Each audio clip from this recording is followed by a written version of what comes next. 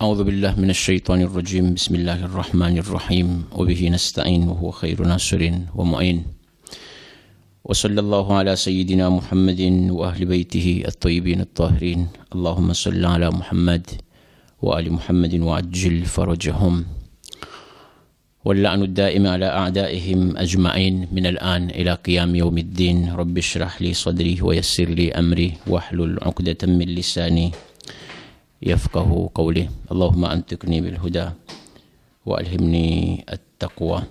Mu'minine Girami, Azizane Muhtaram, la lune s'est vue hier soir. Cela veut dire aujourd'hui, c'est le premier jour du mois de Safar. On ne dit pas Safar, c'est Safar, parce que écriture, c'est Sad, c'est pas Sin. Mois de Safar. Nous, il faut savoir le mois aussi, et les prononciations et les récitations, ça c'est très important pour nous. Quand on récite quelque chose, on répète quelque chose, par exemple, on récite comme il faut. Par exemple, c'est simple, hein? Mois de Safar, c'est pas Safar, parce que Safar c'est le voyage. Amma Safar, c'est le nom de ce mois-là. Aujourd'hui, c'est le premier mois de Safar. Inch'Allah, je vais parler avec vous à propos de ces mois-là, mais le très important, c'est qu'il y a des doigts, invocation spéciale, doua. Et cette invocation-là, c'est mustahab, on répète ça 10 fois tous les jours. 10 fois tous les jours. Et cette invocation, c'est connu entre nous, surtout chiites. Bon, les sunnites, peut-être il y a des autres doigts ils font, mais pour nous chiites, cette doigt-là, c'est doigt connu. Cela veut dire, ces doigts-là, c'est mustahab, on fait ça parce que c'est les doigts spéciaux pour écraser et effacer les gunas. Effacer les gunas. Inch'Allah, je vais parler avec vous à propos de ces mois-là. Mais avant de récitation de ces doigts-là, le traduction, je vais vous dire, le traduction de ces doigts-là, c'est quoi? Les doigts dans notre Mafatihul Jinan, vous voyez ça dans le doigt spécial pour mois de Safar. Alhamdulillah, Mafati, c'est le grand livre pour nous. Et aussi, moi, je répète ici, le chiite, un chiite, il faut avoir cet livre-là dans notre maison, parce que c'est obligatoire pour nous. C'est le livre spécial pour le doigt de la part de Abbas Koumi, Muhaddith al-Koumi, rahmatullahi alayhi. La traduction des doigts, c'est quoi? Allah tabarak wa ta'ala, c'est les sifat et khoda qui ont récité. C'est les noms de Dieu qui ont récité. Avant, je vous le disais aussi que le behtarin dua, behtarin invocation, c'est l'invocation que tout le temps on récite les noms de Dieu, mais on ne dit pas, on ne demande pas ce qu'on voulons à notre bon Dieu. Ça, c'est behtarin dua. Si on demande quelque chose à Dieu tout le temps, ça, cela veut dire hubbun nafs. Hubbun nafs. Ça aussi, quelquefois, c'est pas bon. Essayez de faire doigt. Nous sommes tous. Ça, c'est petite vasiyat, nasihat pour nous tous. Quand on fait doigt, les noms de Dieu, on récite seulement les noms de Dieu. On ne demande pas ce qu'on voulons, parce que Allah, tabarak wa ta'ala, il connaît notre niyat, il connaît. La traduction, c'est comme ça. Ô c'est lui la force véhémente. Ça, c'est première yashadid al-quwa. Ô c'est lui au châtiment sévère. Ça, c'est la deuxième partie. Et la troisième partie, ô très puissant, ô très puissant, ô très puissant. Ça, c'est le terme ya azizou, ya azizou, ya azizou. L'ensemble de ta création s'est humilié par ta grandeur. Alors, préserve-moi du mal de ta création, ô celui qui fait le bien, ô bienfaisant, ô bienfaiteur, ô celui qui gratifie. Ça, c'est la suite de traduction des doigts aussi. Seulement la traduction, après je répète, Inch'Allah, je vais réciter 10 fois les doigts. Après, il faut réciter comme il faut, parce que c'est le nom de Dieu dedans. il faut réciter comme il faut les doigts. Ça, c'est, je vous demande, alors tout le temps je répète aussi, que doigt, Coran et Majid, quand on récite cette chose-là, il faut réciter comme il faut, parce que le makhraj, il faut que ça sorte bien, parce que les noms de Dieu dedans. Alors quelquefois aussi, le traduction, ça change. Si le récitation c'est pas bon, le makhraj, ça sort pas bien, cela veut dire le traduction, ça change aussi. La suite de traduction.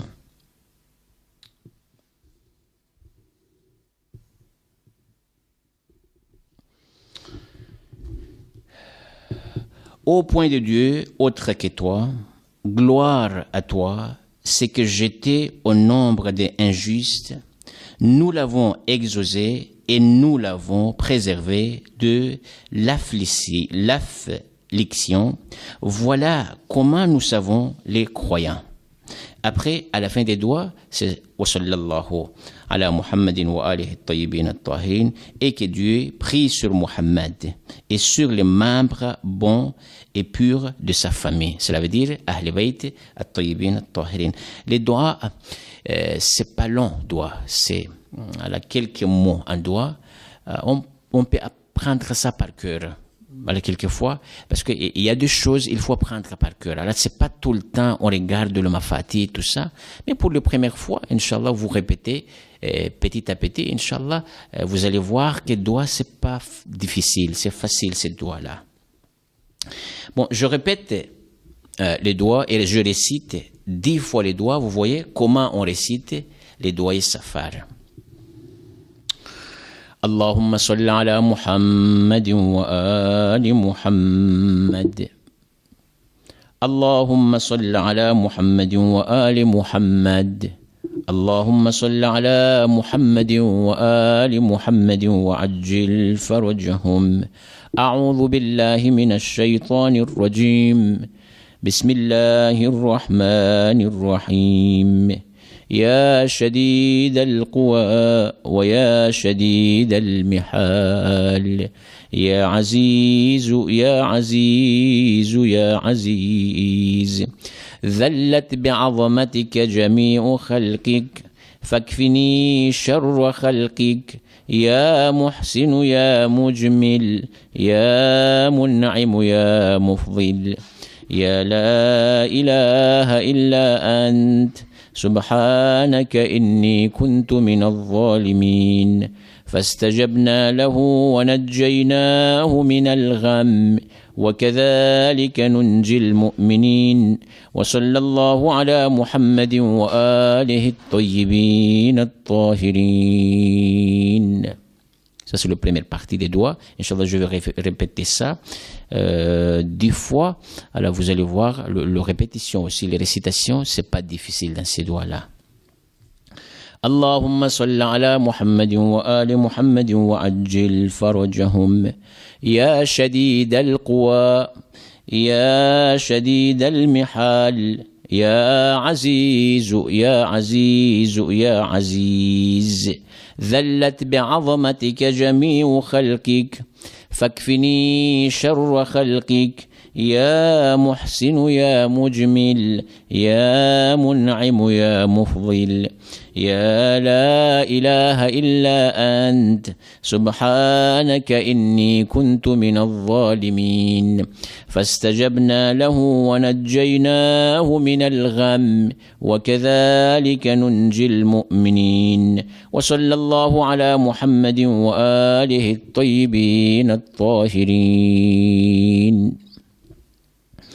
اللهم صل على محمد وآل محمد وعجل فرجهم يا شديد القوى ويا شديد المحال يا عزيز يا عزيز يا عزيز ذلت بعظمتك جميع خلقك فاكفني شر خلقك يا محسن يا مجمل يا منعم يا مفضل يا لا إله إلا أنت سبحانك إني كنت من الظالمين فاستجبنا له ونجيناه من الغم وكذلك ننجي المؤمنين.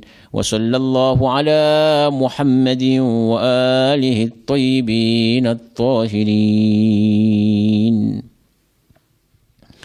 اللهم صل على محمد وآل محمد وعجل فرجهم. يا شديد القوى ويا شديد المحال، يا عزيز يا عزيز يا عزيز، ذلت بعظمتك جميع خلقك فاكفني شر خلقك. يا محسن يا مجمل يا منعم يا مفضل، يا لا إله إلا أنت سبحانك إني كنت من الظالمين. فاستجبنا له ونجيناه من الغم وكذلك ننجي المؤمنين. وصلى الله على محمد وآله الطيبين الطاهرين. اللهم صل على محمد وآل محمد وعجل فرجهم.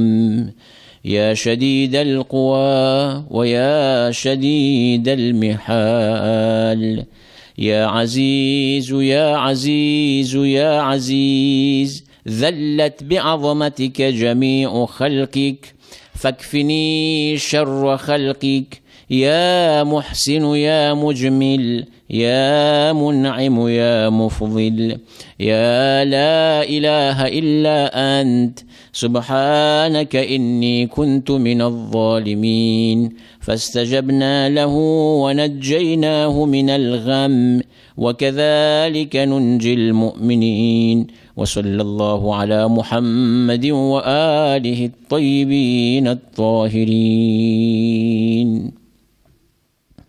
اللهم صل على محمد وآل محمد وعجل فرجهم. يا شديد القوى ويا شديد المحال، يا عزيز يا عزيز يا عزيز، ذلت بعظمتك جميع خلقك فاكفني شر خلقك. يا محسن يا مجمل يا منعم يا مفضل، يا لا إله إلا أنت سبحانك إني كنت من الظالمين. فاستجبنا له ونجيناه من الغم وكذلك ننجي المؤمنين. وصلى الله على محمد وآله الطيبين الطاهرين. اللهم صل على محمد وآل محمد وعجل فرجهم. يا شديد القوى ويا شديد المحال، يا عزيز يا عزيز يا عزيز، ذلت بعظمتك جميع خلقك فاكفني شر خلقك. يا محسن يا مجمل يا منعم يا مفضل، يا لا إله إلا أنت سبحانك إني كنت من الظالمين. فاستجبنا له ونجيناه من الغم وكذلك ننجي المؤمنين. وصلى الله على محمد وآله الطيبين الطاهرين. اللهم صل على محمد وآل محمد وعجل فرجهم. يا شديد القوى ويا شديد المحال، يا عزيز يا عزيز يا عزيز، ذلت بعظمتك جميع خلقك فاكفني شر خلقك. يا محسن يا مجمل يا منعم يا مفضل، يا لا إله إلا أنت سبحانك إني كنت من الظالمين. فاستجبنا له ونجيناه من الغم وكذلك ننجي المؤمنين. وصلى الله على سيدنا محمد وآله الطيبين الطاهرين. اللهم صل على محمد وآل محمد وعجل فرجهم. يا شديد القوى ويا شديد المحال، يا عزيز يا عزيز يا عزيز. ذلت بعظمتك جميع خلقك فاكفني شر خلقك. يا محسن يا مجمل يا منعم يا مفضل، يا لا إله إلا أنت سبحانك إني كنت من الظالمين. فاستجبنا له ونجيناه من الغم وكذلك ننجي المؤمنين. وصلى الله على محمد وآله الطيبين الطاهرين. اللهم صل على محمد وآل محمد وعجل فرجهم. يا شديد القوى ويا شديد المحال، يا عزيز يا عزيز يا عزيز. ذلت بعظمتك جميع خلقك فاكفني شر خلقك. يا محسن يا مجمل يا منعم يا مفضل، يا لا إله إلا أنت سبحانك إني كنت من الظالمين. فاستجبنا له ونجيناه من الغم وكذلك ننجي المؤمنين. وصلى الله على محمد وآله الطاهرين. وصلى الله على محمد وآله الطيبين الطاهرين. Ça, c'est le doigt spécial pour mois de Safar. Il faut répéter ce doigt-là 10 fois. Alors peut-être les nombres, quelquefois c'est bizarre pour nous. Pourquoi 10 fois? Pourquoi c'est pas 100 fois, c'est pas 9 fois, c'est pas 8 fois par exemple? Alors quelquefois il y a des choses qui arrivent dans notre doigt là, c'est comme waqf, cela veut dire on ne peut pas changer cette chose-là, parce que de la part de notre aïma alayhim afdalus salatu wassalam, c'est comme ça. Hein? Alors quelquefois par exemple, pourquoi cette doigt-là on répète 70 fois, cette doigt-là on répète 100 fois, 40 fois, tout ça, mais de toute façon il y en a cause, hein? Ça cela veut dire que ne pensez pas que ça c'est rien, c'est pour rien ils ont fait ça. Non, non, il y en a cause ça, mais quelquefois les causes c'est difficile pour nous pour comprendre ça. Bon, on regarde et on récite ce qu'on voit dans notre doigt là. Bon, ces doigts là, il faut répéter ça. Inch'Allah, je vais vous dire comment on fait dans ces mois-là, qu'est-ce qu'il y a dedans, c'est quoi ces mois-là, Inch'Allah, pour la prochaine dars. Wa sallallahu ala sayyidina Muhammadin wa ahli baytihi at-tayyibin at-tahirin walhamdulillahi rabbil alamin. Allahumma salli ala Muhammad wa ali Muhammad wa ajil farajahum.